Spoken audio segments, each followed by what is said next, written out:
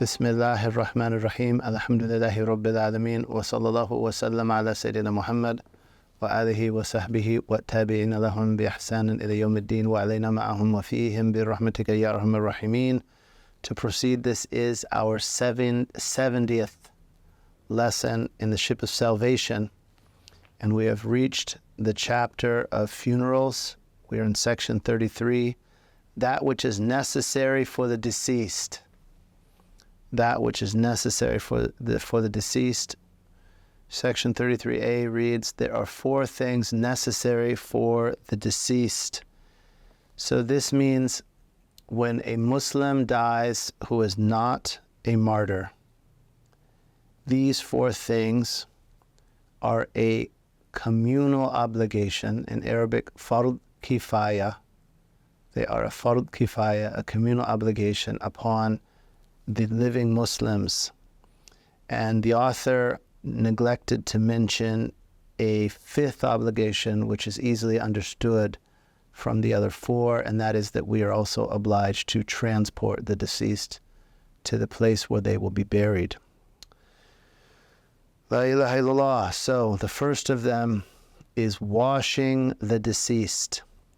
It is obligatory that we wash the deceased.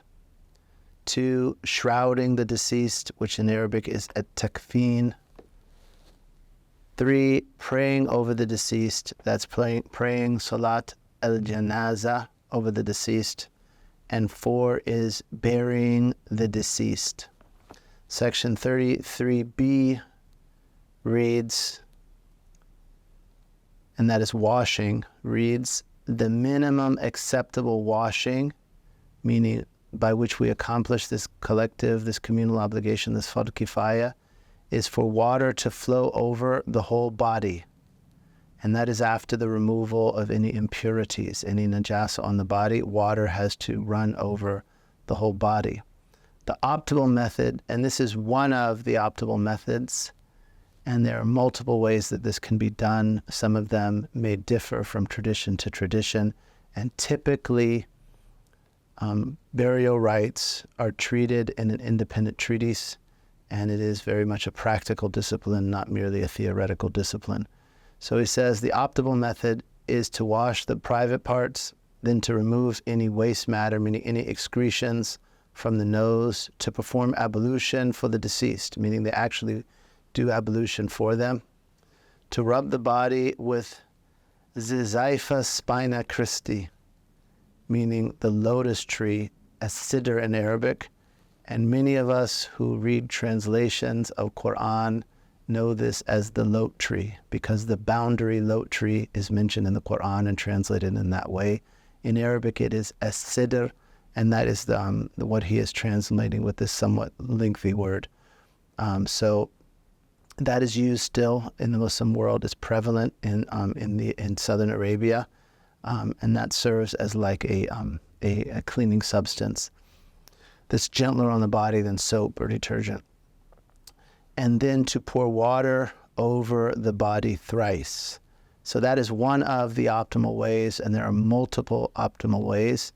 The minimum, as stated, is that water runs over the whole body once after any filth that wouldn't be immediately washed away by that one time was removed. So that is bathing.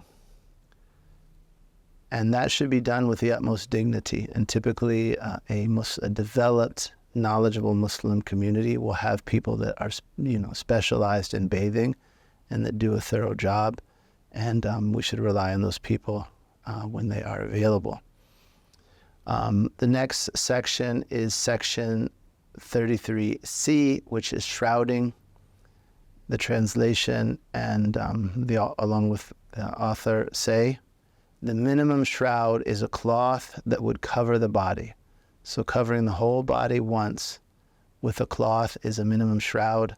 The optimal for a male is to use 3 separate cloths, right? That is 3 separate cloths that completely shroud the person. So they're wrapped 3 times with 3 separate cloths. And for a female is an upper garment, meaning a qamis, which is like a long-sleeved gown, like the qamis of a living person. a head covering, meaning a khimar, and a wrap, meaning an izar.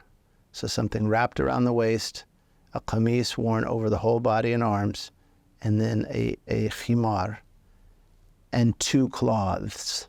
Then wrapping them after all of that in 2 cloths. There are some details to do with the inheritance related to these that are beyond the scope of this class, but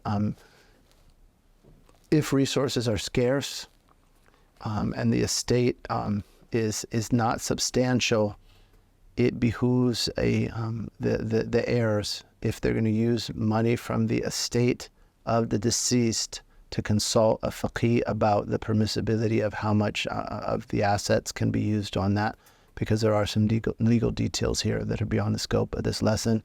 So those are 2 of the 4 collective obligations that are obligatory for the deceased, and all of this should be done in a way of the utmost respect and honor to the deceased. And we should bear in mind that we will all be there where they are, and we should remember much death and frequent the prayer and participate in these rites, especially the prayer and the burial. They're an excellent reminder about the hereafter.